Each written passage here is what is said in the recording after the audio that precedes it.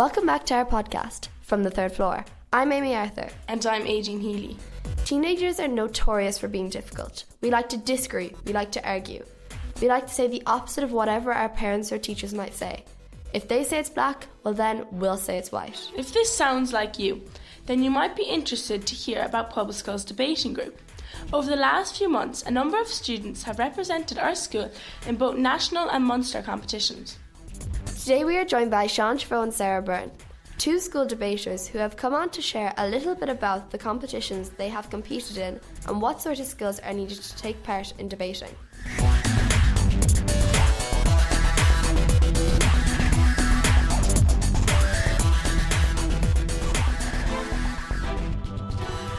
Sean, can you tell us a little bit about how you got into debating in Pobalscoil? Well, I suppose Mr. Sullivan Casey announced it to the year in, I think it was second year, and I decided I like arguing, so I went home to Dad and I told him about it, and he said to definitely do it. And I think actually the first thing I did was I went to UCC for a workshop, and I thought it was interesting, so in TY I went doing the actual concern debates, so yeah, that was it. What does a team look like? What sort of roles do you have? Sarah, you can go first. Well, I've never really had a team in debating because I just started this year, and the first competition that we did, my teammate didn't make it through. So it's a little bit lonely sometimes.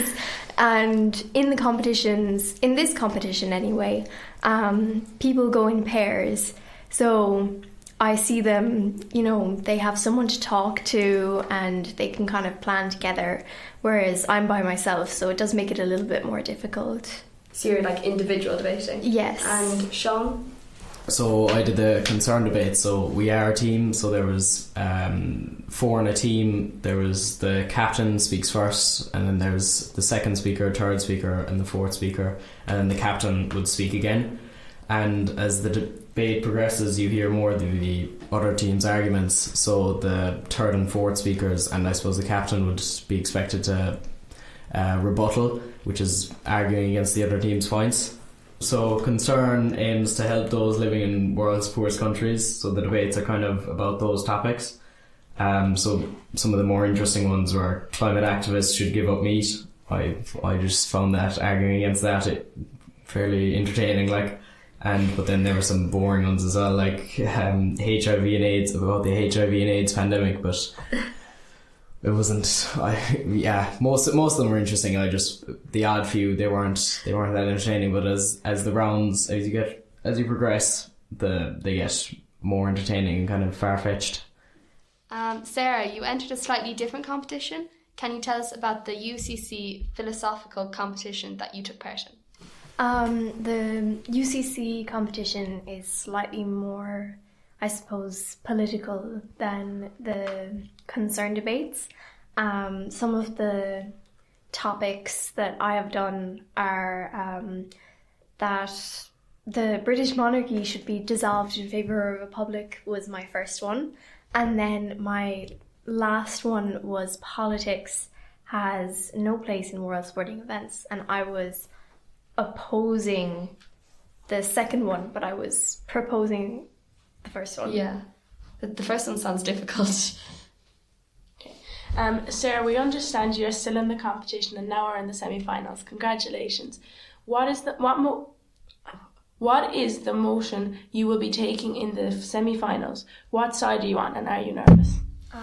My motion for the semi-finals is that this house would prevent religion from being a mandatory subject in the Leaving Certificate classes, and I am opposing this motion. So basically I'm saying yes, religion should be mandatory and we should definitely have it.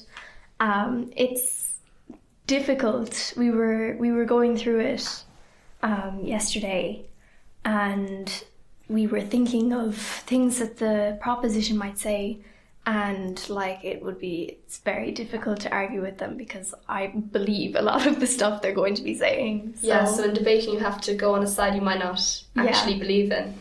Sean, back to you. What sort of skills would you say you need to take part in debating? Well, I would say someone who's able to think on their feet, because rebuttal is kind of key in a debate. So they need to be able to listen to what the other team are saying and be able to respond to it. And someone who's argumentative, I think it helps. But it is a lot of work, in fairness. But I think it's interesting. So. Sarah, is there a lot of work in preparing for a debate? Can you talk us through the process of preparing for the debate? There is a good bit of work, it kind of takes about a week between you have to research, and you always kind of want to do the rule of 3, so you want 3 solid points, and then you might spend maybe 1 or 2 days doing research and getting your key points together, and kind of also getting rebuttals together so that you're prepared. And then when you start writing your speech, I like to do it kind of maybe, I suppose, like the introduction, say, on one day, and then the rest of it over like the space of maybe 3 days. And then you have to edit it. So say if you go over time, which I usually do, you have to kind of go back over it a lot and see, is this point strong enough? Should I cut it out? Is my conclusion strong enough? Do I have enough rhetorical questions? Have I used enough techniques? Have I guilted the other side enough? All of that. So there is a lot of work. I actually found that was the main problem. You'd write too much, and then you'd be cutting it down, and then you have so much good stuff because you wrote so much and you don't know what to cut. That was one of the main problems. Do you lose marks if you go over time? Oh, you do, yeah. You get docked points for going over time, so you're actually better off having less. In the UCC, it's not really necessarily your docked marks, but they always say if you go over your 5 minutes, they stop listening to you, basically. Okay, so it doesn't count your main points in for the 5 minute mark. Finally, would you recommend debating to other students? What kind of person would enjoy taking part, do you think? Well, I would recommend starting it in maybe looking into it in third year, but actually doing it in TY, especially if you've loads of time in TY, and if you like English, I think it's the perfect time. So I started in TY, and then I kind of liked it so much I had to do it again in 5th year. So. Yeah, and Sarah? I wouldn't recommend it to everybody. If you're not prepared to be spending a lot of time on it, and if you really if you hate writing and English, you don't have to love English, but you kind of have to like it a little bit, then I wouldn't recommend it. But if you love writing, and if you're the kind of person if you have kind of strong beliefs about things, it's very good to do. Then you have to commit your time. You can't just write it in a few hours. Yeah, you have to commit at least a few days to doing your speech. As much as it is a lot of work, but it is you put a lot of work into it. But I found that's tedious. But then once you actually do the debate, you kind of see, oh yeah, that was kind of worth it. Especially if you win, obviously. Yeah. That's all we have time for today. We'd like to thank our guests Sarah Byrne and Sean Treyvaud for joining us. If you've enjoyed listening to the podcast, we'd really appreciate it if you gave us a rating, as it helps other people discover the podcast. In case no one's told you today, get outside, look up, take a breath. Catch you next time on From the Third Floor.